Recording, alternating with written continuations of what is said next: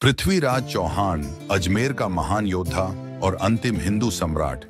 भारत के इतिहास में कई वीर योद्धाओं ने अपने शौर्य और पराक्रम से देश की रक्षा की, लेकिन कुछ ऐसे नाम हैं जो अनंत काल तक अमर रहेंगे।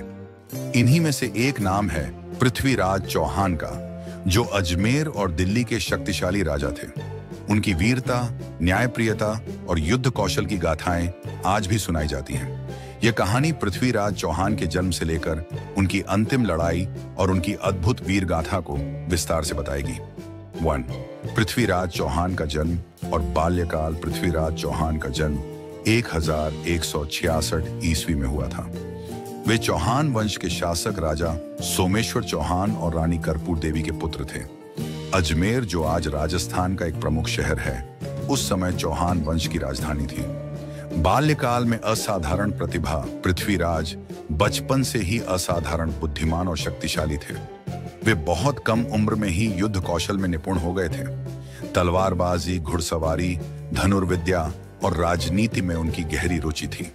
उनकी वीरता और चतुराई को देखकर राजगुरु और मंत्रीगण ये मानने लगे थे कि वे एक दिन महान सम्राट बनेंगे। 2. पृथ्वीराज का सिंहासन पर बैठना और राज्य विस्तार। 177 ईस्वी में जब पृथ्वीराज केवल 11 वर्ष के थे, उनके पिता राजा सोमेश्वर चौहान का निधन हो गया। इस परिस्थिति में पृथ्वीराज को बहुत छोटी उम्र में ही अजमेर का सिंहासन संभालना पड़ा। छोटी उम्र में राजा बनने के बावजूद पृथ्वीराज ने अपने साम्राज्य को मजबूती से संभाला और अपने शत्रुओं के खिलाफ कई सफल अभियान चलाए। उन्होंने अजमेर और दिल्ली को एकजुट किया और एक शक्तिशाली साम्राज्य स्थापित किया। रणनीतिक कौशल और युद्ध विजय। पृथ्वीराज ने कई छोटे छोटे राज्यों को हराया और चौहान साम्राज्य को विस्तृत किया।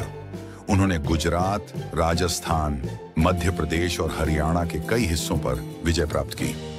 3. संयोगिता और पृथ्वीराज की प्रेम कहानी। पृथ्वीराज चौहान और संयोगिता की प्रेम कथा भारतीय इतिहास की सबसे प्रसिद्ध प्रेम कहानियों में से एक है। संयोगिता कन्नौज के राजा जयचंद की पुत्री थी।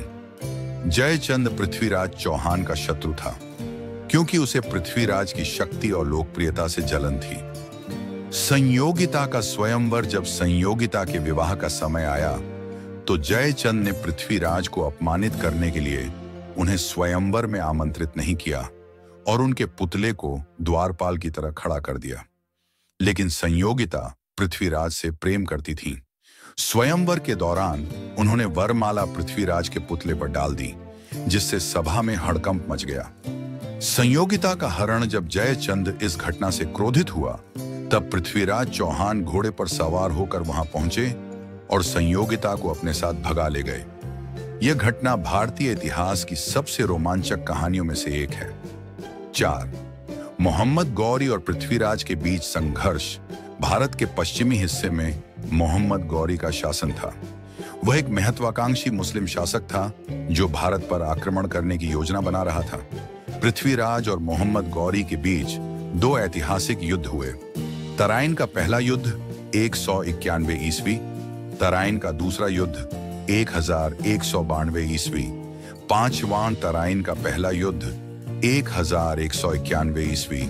मोहम्मद गौरी ने 1191 ईस्वी में भारत पर हमला किया। पृथ्वीराज ने अपनी सेना के साथ उसे टक्कर दी। युद्ध का परिणाम। इस युद्ध में पृथ्वीराज ने राजपूत योद्धाओं के साथ मिलकर मोहम्मद गौरी को पराजित किया। गौरी बुरी तरह घायल हुआ और युद्ध छोड़कर भाग गया। वीडियो में मजा आ रहा तो चैनल को प्लीज सब्सक्राइब करो। 6. तराइन का दूसरा युद्ध 192 ईस्वी। पृथ्वीराज की हार। गौरी ने अपनी हार से सीख लेकर 192 ईस्वी में फिर से हमला किया। इस बार उसकी सेना अधिक संगठित थी और उसने कई चालें चली। युद्ध में राजपूतों की वीरता। राजपूत योद्धाओं ने अंत तक लड़ाई लड़ी, लेकिन गौरी की सेना ज्यादा बड़ी और योजनाबद्ध थी। अंततः पृथ्वीराज की हार हुई और उन्हें बंदी बना लिया गया। 7. पृथ्वीराज चौहान का बंदी बनाया जाना। मोहम्मद गौरी ने पृथ्वीराज को बंदी बना लिया और उन्हें गजनी ले जाया गया। वहां गौरी ने उन्हें अंधा करवा दिया, लेकिन पृथ्वीराज का साहस और आत्मसम्मान अब भी जीवित था। उन्होंने हार नहीं मानी। 8. पृथ्वीराज चौहान की वीरगति। अंतिम कांड गजनी में रहते हुए पृथ्वीराज ने अपने मित्र चंदबरदाई के साथ मिलकर बदला लेने की योजना बनाई। शब्द भेदी बाण की कथा।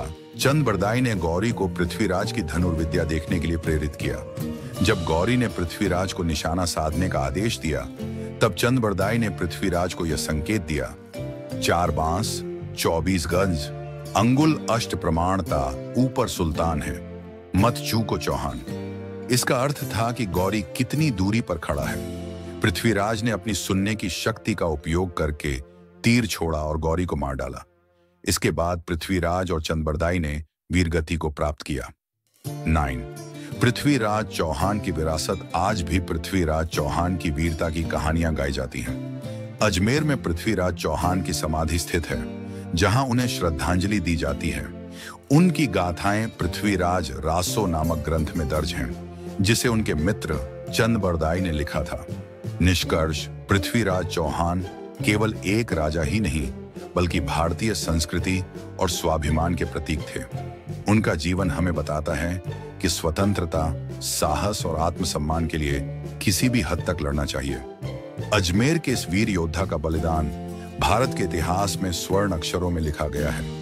उनका नाम सदा अमर रहेगा। अगर आपको मेरी वीडियो अच्छी लगी है दोस्तों, तो प्लीज मेरे चैनल को सब्सक्राइब, लाइक और बेल आइकन को दबाना ना भूले। और अगर आपको मेरी वीडियो अच्छी लगी है दोस्तों, तो प्लीज मुझे कमेंट सेक्शन में जरूर